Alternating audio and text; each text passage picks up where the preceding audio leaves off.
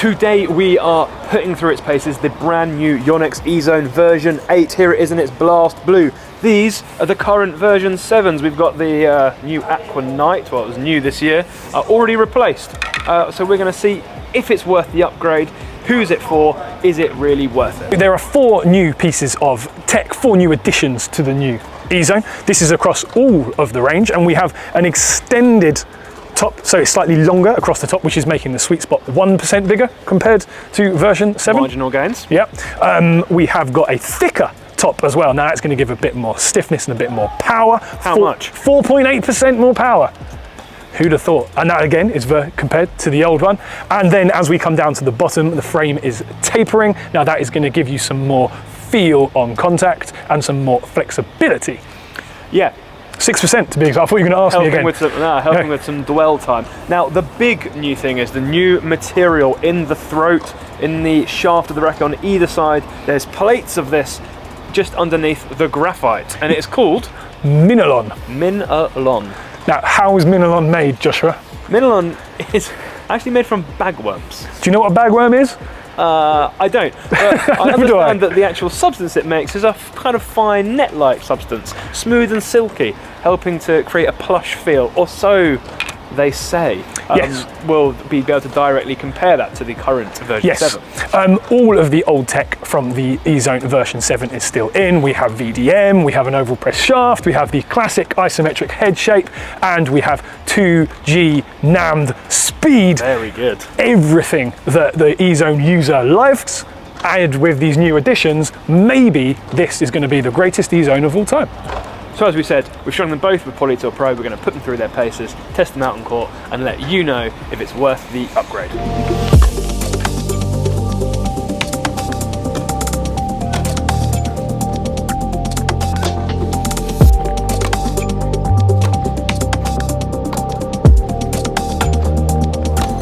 So, your first impressions of the Ezone 100 V8 2025 edition? I like it. I do. It's it feels, and the Minalon, the flex in the shaft, everything just makes it feel so much nicer. So it's just got rid of some of that harshness that the old Ezone used to have. I'm a big fan. Yourself? I agree. It feels nicer. The same way that Natural Gut feels really nice, but I still wouldn't use it. No. And this was kind of obvious from the other end of the court. Josh was having a little bit of a problem getting on with this racket, weren't you? It's wildly powerful. Yeah, Yonex promised 4.8% more power. 48% more power. It really is insane how far the ball flies. Yes, so we can skip through our categories quite quickly. We often start with power. I think you already know what we're going to say. The new version has significantly more than the old one. 4.8%. Maybe on a machine in Japan somewhere, but in your hand, playing on a tennis court, it feels way more powerful. Yeah, and some would say, and potentially I would say, overpowered. Too much, yeah, maybe too much. Too much. So Joe, who does use an Ezone, did notice that increase in power, but he was less convinced that it was wild. He kind of liked the addition to power. You sort of thought because maybe he needs it and you don't. Yeah? Yeah, his ball's normally going in the service box. Yeah. It's nice to have it near the baseline for a change. Yes. So then we start talking about spin, and I wouldn't say there's any difference at all. No, I would say spin between the two, the same. Yes. Relatively spinny. Yeah, there's no changes to balance point, and there's no changes to string pattern. The things that normally are going to affect the amount of spin a racket creates haven't changed, and guess what? They're basically identical. I couldn't tell you which one had more spin or the other. So if you're looking for a spin difference, this isn't going to make any impact at all. Control. Again, should be fairly obvious if you've watched so far. With this much more power, there is an inevitable loss and lack of control. Yeah, and seeing as it was supposed to be a 4.8% increase in power with a 6% increase in flex and therefore control, you'd think it would feel more controllable than the version 7, but it doesn't. No. So control, as we said, probably not better than the previous one. No, I would choose the old one if I'm I would say it has less control than the version 7. Feel. Again, it should be obvious from what we've said so far. The new one feels so much nicer to me. It's not a contest. Power and feel, you're going here. Control, you're staying with the other. I disagree. Oh yeah? Yeah, you were very, this is obvious. I don't think it is. I think the feel of the old one is also better because it's more stable. I think this one feels too plush. Okay, well this does segue quite nicely into my overall opinion. So I don't use power frames. So when normally, and one of the reasons I don't is I don't like how they feel.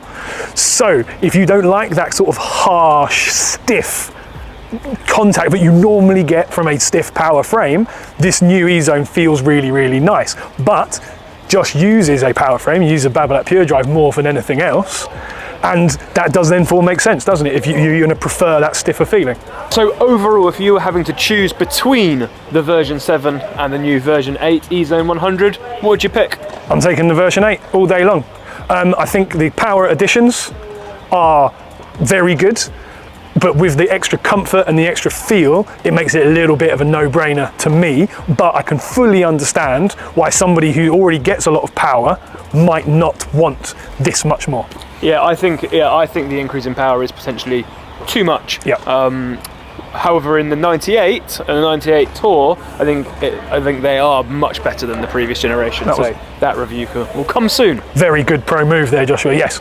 If you want loads of power, you probably don't need 100. If you do want, give it a try. It's absolutely fantastic and it feels lovely.